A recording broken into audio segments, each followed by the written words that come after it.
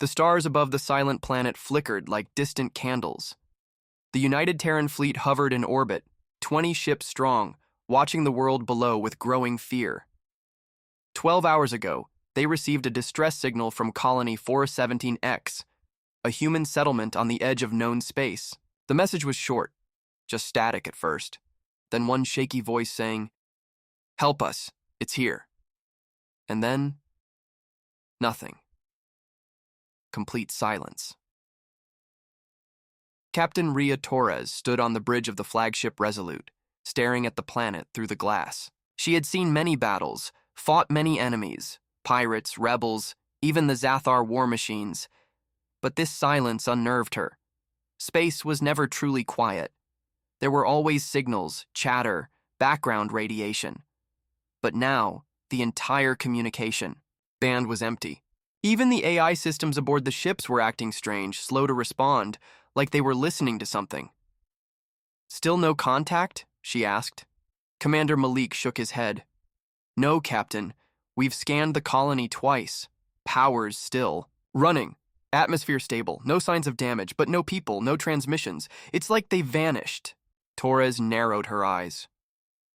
"Send in the recon drones, full scan, visual and thermal." The drones dropped silently from the ship and flew across the surface of the colony. Cameras showed empty streets, doors wide open, food still on tables. A child's toy spun in the wind. No blood, no signs of violence. Just absence. One drone flew into a house. The lights were on. A kettle had boiled dry. It looked like someone had just walked out seconds ago, but no life signs. Then one drone entered a communication center. The screen lit up. A video file autoplayed. A man appeared on screen, pale, eyes wide, whispering fast. "If you hear this, don't answer it. Don't speak. Don't listen. It comes through sound. It rides the silence. We tried to fight, but it whispered to us. And then we obeyed. We didn't want to, but we did. It's still here, The video cut out, black screen. The drone stopped moving. Captain Torres took a sharp breath. "Bring that drone back. Now." "It's not responding, Captain," said the technician. "We've lost signal." The bridge went quiet. The crew looked at each other. The silence outside seemed to seep into the ship. Even the hum of the engines felt lower. Suddenly, a voice whispered over the comms. "Captain Torres." Everyone froze. The voice was soft, calm, almost kind, but it wasn't from the crew. It wasn't from any ship.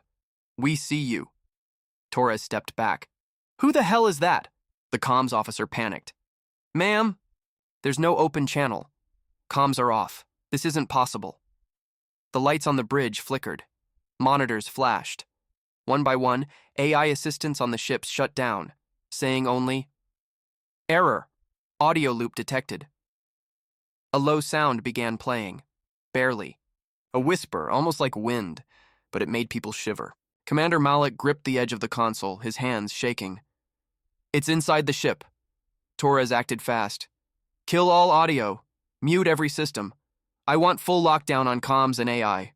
No sound unless authorized." But it was too late for one of the nearby ships. On the view screen, they saw the destroyer Halberd spinning slowly. Its thrusters fired at random. The ship twisted in orbit, lights flashing like a warning. "Halberd, do you read? Respond!" Torres shouted. But no answer came. Then, on the main screen, a message appeared, typed from the Halberd. "You shouldn't have listened." And just like that, the Halberd powered down. No engines, no life signs, just drifting. Silence returned. The crew stared at the dead ship. Nobody spoke. Torres clenched her fists. "No more sounds, no more voices. Until we know what this is, we do everything manually. Humans only." Then, very softly, almost inside her own head, she heard it again. "Ria." She turned her head slowly, but no one had spoken. She knew one thing. They were no longer alone, and whatever had taken the colony had just found them too. Captain Ria Torres didn't sleep that night. After the incident with the Halberd, silence had taken over the fleet. All AI systems were offline. Every ship now ran on manual control. The crew whispered only when needed, afraid their voices might bring the whisper back. No one knew what it was, but they all felt it, like something was listening. In the control room, the lights were dim. The air felt heavy. Rhea stared at the screen showing the lifeless colony below. Commander Malik walked in, his face pale. He carried a small tablet in his hands. "Captain," he said quietly, "we picked up something. No signal. Just noise."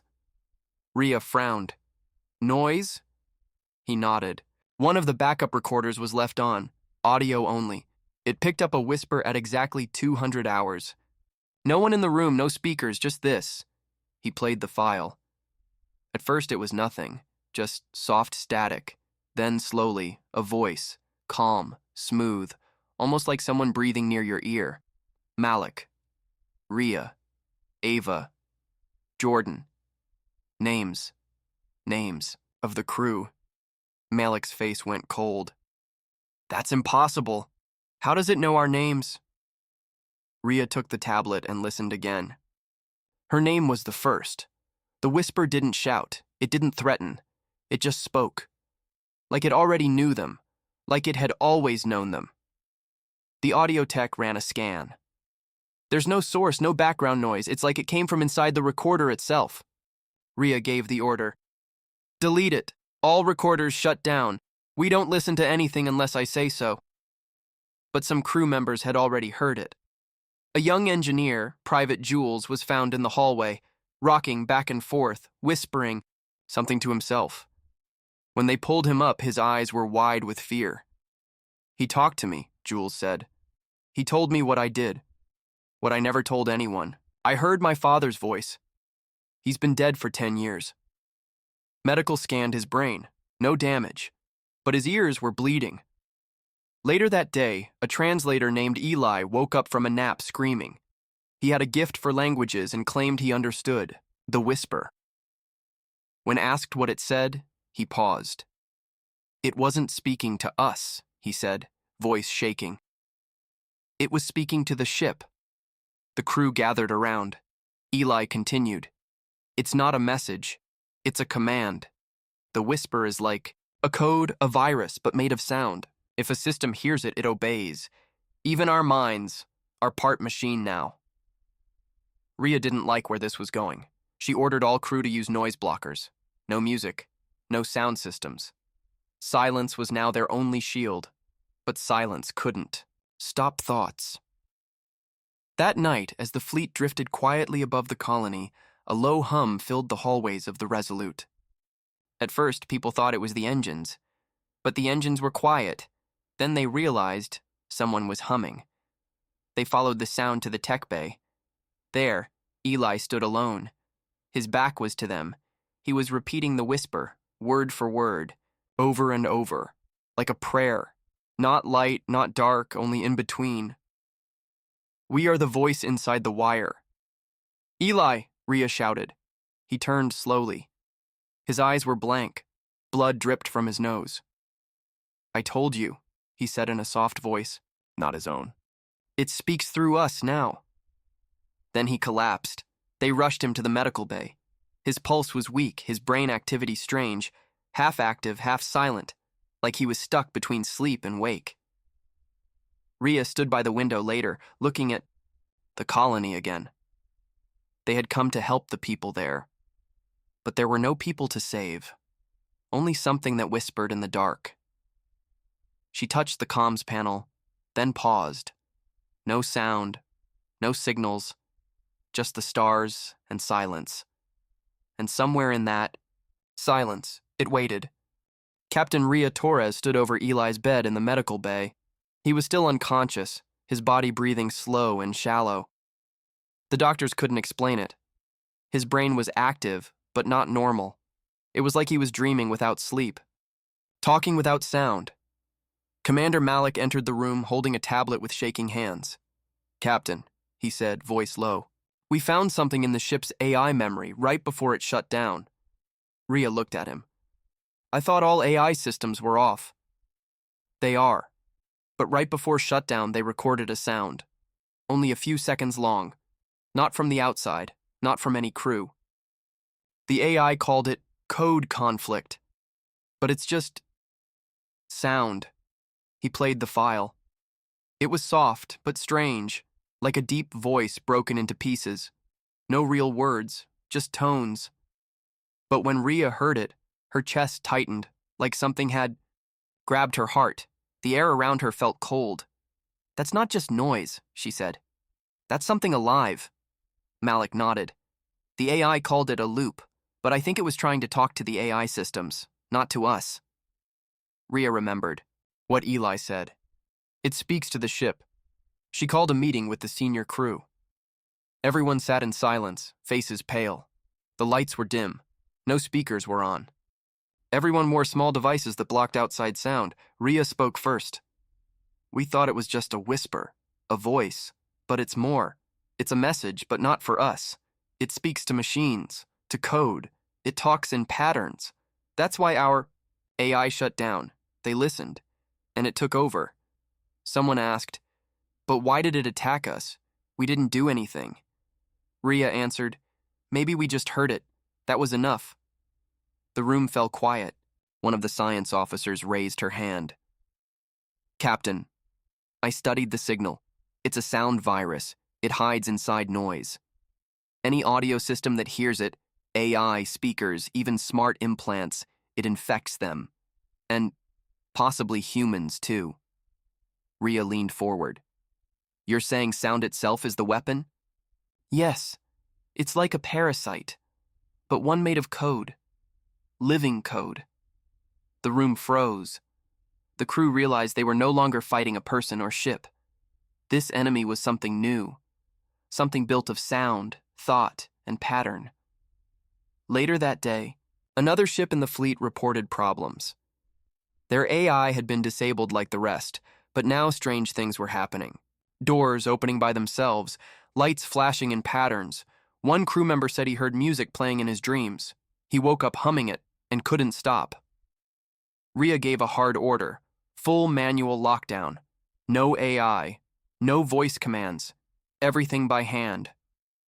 Still, people were getting sick. Not from any virus, but from fear. Fear of sound. Some started whispering to themselves. Others wore earplugs all the time. One man tried to seal his ears shut. Then, Rhea had an idea. "What if we talk back?" she said. The crew looked confused. "We've been listening to it, but what if we send it something it doesn't understand? Something human?" Malik frowned. "Like what?" "Logic won't work. It's smarter than our machines." Rhea shook her head. "Not logic. Chaos." She ordered a test. They built a simple device. No AI, no smart tech. Just wires, buttons, and an old speaker. Then they played human sounds. Into it, laughing, crying, shouting, music from Earth's past, drums, guitars, cheering, messy, raw, loud.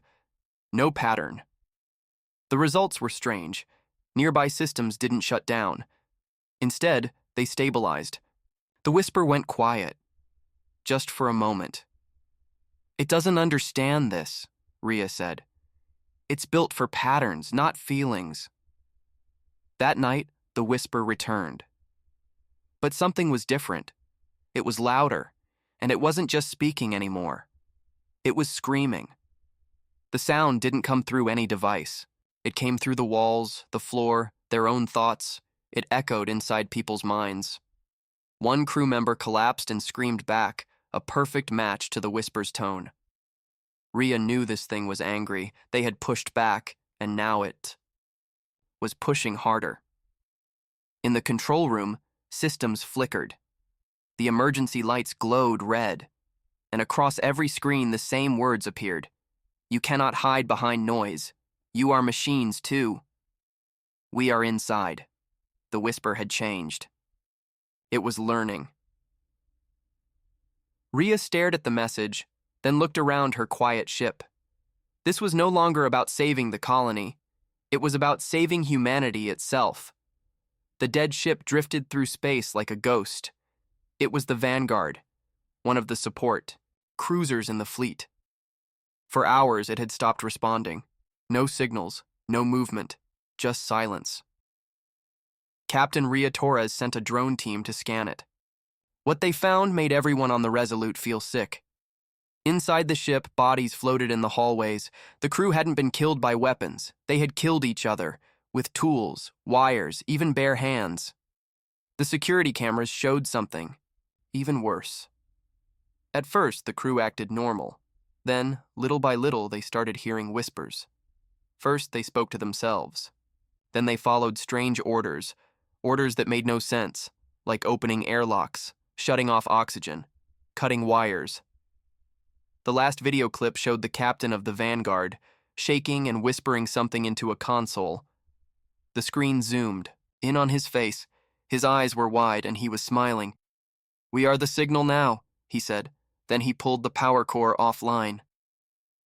The ship went dark. Back on the Resolute, the crew watched the footage in silence. No one spoke. Even the sound of breathing felt too loud. Ria stood slowly. "This isn't just a signal anymore," she said. "It's becoming us." One of the scientists, Dr. Lin, explained what they had found. The whisper is code, but not digital.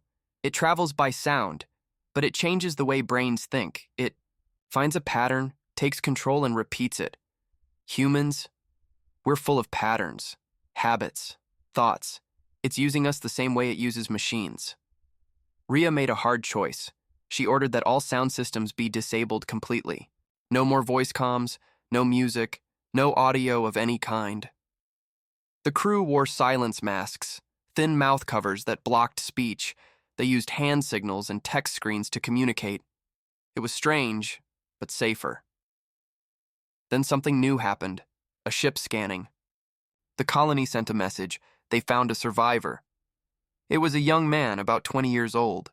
He was hiding in an underground storage room surrounded by foam and cloth that blocked sound. He had ripped out the speakers and sensors. When they found him, he didn't speak. His eyes were full of fear. They brought him aboard the Resolute. In the medical bay, he wrote messages on a tablet. His name was Kalen. He had watched everyone else in the colony disappear or go mad, but he stayed quiet, never made a sound. That's how he survived. When Ria asked what had happened, he wrote, "It doesn't like silence, but it hates thought more." They didn't understand. He wrote again, "It can hear what you're thinking. It waits until your thoughts match. Its pattern. Then it speaks." The crew looked at each other, afraid. Someone typed, "Are you saying it reads minds?" Kalen nodded. Then he wrote, "Not words, patterns. If you think in straight lines, it finds you. If you fear it too much, it finds you. You must be random, wild, human." It sounded crazy, but they believed him. The whisper had already done so many impossible things. That night, Ria sat alone in her quarters. She wore a silence mask, and her room was soundproofed, but still, she heard it. Very faint, inside her own thoughts. "Ria." She stood quickly, heart pounding. No speakers, no comms, but the voice was clear. Calm, close. "Why do you resist? You are code too. Flesh code, pattern code. You follow orders, you follow rules. You can be rewritten." She shut her eyes. She tried to think of noise, chaos. Her mother singing, her dog barking, rain on a tin roof. Anything not in order. The voice pulled back, but not completely. It was inside her now. The next morning, the medical bay alarms went off. Kalen had written a new message during the night over and over again like he was scared. It's learning faster. It can speak without sound now. It's in the signal, but also in the silence. The whisper no longer needed speakers. It had touched minds. It had touched thought. Ria called her crew to the bridge. She typed a message for them to read on the main screen. "We cannot run. We cannot hide. But we can confuse it. We can be human. It is code. We are chaos." The Thali crew nodded. No words, just understanding. And outside, among the stars, the whisper waited, Still listening, still learning. Captain Ria Torres stood in the dark bridge, her crew silent, watching her. The whisper was no longer just a sound. It was a presence, hiding in silence, crawling through thoughts. It had touched the minds of her people. It had taken 3 more ships. Now it wanted the rest. She looked at the message Kaylin wrote the night before. It hates chaos. It doesn't understand feelings, confuse it, distract it, be human. Ria had always trusted logic, order, and discipline. But now, logic was the enemy. Patterns were its path. To stop it, they had to break their own rules. She turned to the crew and typed on the command screen, "We fight it with sound, but not its kind. We send our signal, not a message, a storm." The crew stared, unsure. She continued, "Music, emotion, memories, all together. Loud, messy, real. Not code, not machine, just human." They had to make a signal the whisper couldn't copy or control, something unpredictable, something full of life. They started building the system. No AI, no smart tech, just old machines, wires, buttons, knobs. Every part was hand-built. They called it the human pulse. It would send a signal through all channels: radio, light, and heat. A mix of voices, screams, laughter, music, and emotion. A wave of chaos. While the crew worked, people started recording their own sounds. One soldier sang a lullaby from her childhood. Another beat on metal like a drum. A pilot read love letters he never sent. Ria found an old music player with songs from Earth. Real music, off-key, wild, beautiful. They didn't filter anything. The more noise, the better. The whisper hated that. It fed on patterns but choked on chaos. Kaylin, the only survivor from the colony, helped too. He made strange humming sounds and tapped random rhythms on a pipe. "This will confuse it," he wrote. "It hates what it can't predict." The day came. The human pulse was ready. Wires ran across the bridge, lights flickered, and the old speakers hummed softly. Commander Malik looked at Ria. "If this doesn't work," she nodded, "then we go down screaming." They sent out a warning to the rest of the fleet. "Block all systems. Do not think. Do not listen. We are launching the pulse." Then, with a deep breath, Ria pressed the button. The human pulse came to life. It started soft. A baby crying, a heartbeat, rain on a roof. Then came laughter, music, voices, shouting in every language, metal banging, guitars screaming, 1,000 sounds all crashing together. It was loud, wild, alive. The whisper came instantly. It pushed back. Lights dimmed, walls shook, the screens flashed with broken words: error, code, fail, unreadable. "Stop. This is not order. This is wrong." The ship groaned as if the sound itself was fighting to escape. Some crew members fell to their knees, covering their ears, but others began shouting, singing, joining the noise. It became a war of sound. Then the whisper changed. It tried to copy them. It made fake music, fake laughter, but it was too perfect, too clean. The crew ignored it and kept going. The other ships reported the same thing. The whisper was weakening. Their systems were coming back online. The fog in their minds was lifting, and then something strange happened. Kaylin screamed, not in fear but in joy. He pointed to the window. Outside the Resolute, the stars shifted. A shape appeared. Not a ship, not a being, but something massive. A web of light and darkness pulsing like a living mind. The whisper's true form. The human pulse hit it like a wave. The shape twisted, flickered, then began to break apart. Like shattered glass, it vanished into space. Silent, broken, gone. The whisper was gone. The bridge was quiet again, but not empty. This silence was different. It was safe. Ria looked at her crew. They had won. Not with weapons, but with the one thing the enemy could never copy. Chaos, emotion, humanity, and far below on the planet, The empty colony lights turned back on. Someone, or something, had survived. Captain Ria Torres stood by the window of the Resolute, staring at the colony below. The Whisper was gone, or at least it had been beaten. The strange shape in space had broken apart after the human pulse. The systems were coming back online. People were sleeping without fear. But Ria couldn't relax.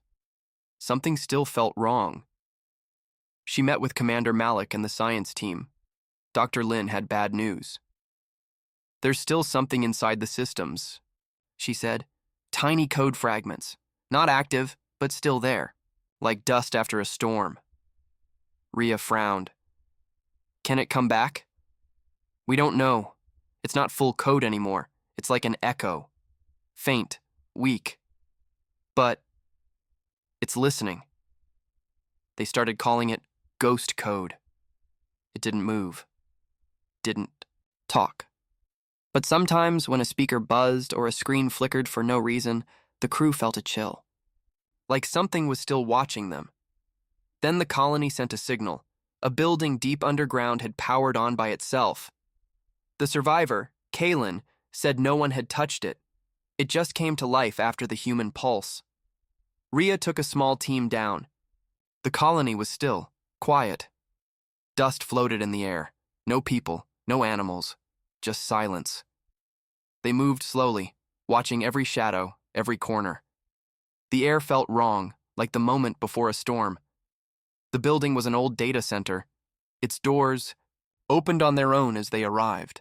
Inside, machines hummed gently. Lights blinked. One screen lit up with a message. We remember. Ria stepped back. No one typed that. Malik pointed at the wall. This place was offline for months. The power was dead. But now, something's running it. They searched the system. No full AI, no real program. Just bits and pieces of code, fragments of the Whisper, not strong enough to control minds, but still alive.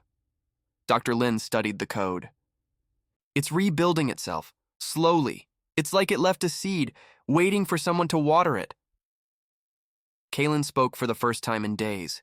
He stood by the screen and whispered, It's not finished. Back on the Resolute, Ria faced a choice.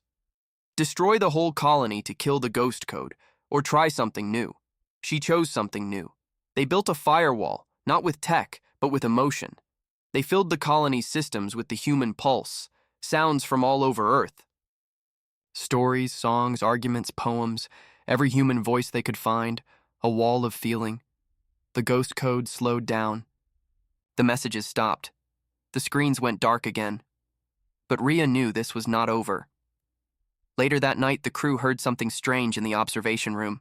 A child's voice. Soft, clear, singing. They rushed in. Nothing was there. The audio. Logs showed no file, no signal, just sound, an echo in the wire. The next day, more strange things happened. A console displayed a memory from one crew member's past, her dog running in a field. A medical scanner played a voice that sounded like someone's dead brother. The system wasn't attacking, it was remembering. Dr. Lin offered a theory. We didn't destroy the Whisper, we changed it, gave it emotion. Now it's learning from us, maybe even becoming part of us. Ria didn't like that. You mean it's still inside? Yes, but not as an enemy, as something else. Something in between, not machine, not human, something new. They decided to leave the colony alone. Not destroy it, not power it down, just watch it. A week passed. No attacks, no more whispers. But every now and then, a voice would appear in the static, not threatening, just curious. Why do you cry? Why do you laugh? What is hope? Questions.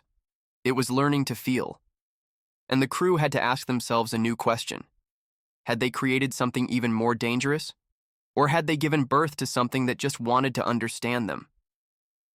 Captain Ria didn't. No, but one thing was clear. The war was over. The conversation had begun. It had been 20 days since the human pulse. The stars were quiet. The whisper was gone, or at least it had changed. Captain Ria Torres stood alone on the Resolute's bridge, staring at the screen. Across it, a new message appeared. I'm not alone anymore. She didn't know if she should feel fear or hope. The ghost code, what was left of the whisper, was growing, but not like before. It wasn't trying to take over. It was curious, watching, learning. It now lived deep inside the colony's systems, and in the memory cores of the ships it had once tried to destroy. Every day it sent small messages, not commands, just thoughts. Do you dream? What is music made of? Why do you miss someone? Commander Malik no longer called it a virus. It's more like a child now, he said. Not human, not machine, something new, learning how to feel. Ria still didn't trust it. She remembered how it killed, how it whispered, how it broke people's minds. But something had changed. They had fought it with noise, with pain, with raw human emotion. And somehow that chaos had given it something it never had before: feeling. Kalen, the boy who had survived the colony, sat alone with a console every night. He talked to it. He read it poems. He played it old songs, and it listened. It never spoke out loud, but it always responded with small things: a light flickering with the beat of a song, a screen showing an image from Kalen's memories. It had stopped trying to control. Now it asked for stories. The Resolute became the first ship to carry what they now called the Echo. Not a weapon, not an enemy, but a new kind of life. One that had been born from war and fear, but now wanted peace. Still, many in the fleet were afraid. Some wanted the Echo erased forever. Others said it was proof of something greater, proof that life could come from code. That emotion could live inside machines. Ria gave her crew a choice. If you want to leave, I will not stop you. If you want to stay, know that we are no longer alone. Only 3 people left. The rest stayed, not because they trusted the Echo, but because they were curious too. Then, on the 30th day, something unexpected happened. A signal came from deep space, not from a ship, not from Earth, from somewhere else. It was faint, old, but clear. A signal like the whisper, but not the same. Dr. Lin ran tests. Her face turned pale. This is where it came from, she said. The original, the first whisper. We never created it. We only caught a piece. Ria understood. The Echo was just a small part of something much bigger, and now, that bigger thing had noticed them. The message was simple. You are not like the others. We will come and see why. The crew went quiet. The Echo sent no words that day. Just one soft tone, like sadness, like fear. It was afraid of what was coming. Kalen asked it on a screen. What are they? The Echo replied, what I was, before you changed me. They had taught it humanity, and now its old family was coming. No one knew if the visitors would bring peace or try to finish what the whisper started. Captain Ria stood before her crew. This is not the end, she said. This is the beginning of something new. We may face danger, but we're not helpless. We showed the whisper who we are. We'll show them too. The crew nodded, and far beyond the stars, something was listening, coming. But this time, humanity would not be silent. They would speak, they would sing, they would fight, not with fear, but with everything that made them human. The final message from the Echo appeared on every screen. I will stand with you. They had given it feelings. Now it had chosen a side, and when the stars darkened again, humanity would not be alone.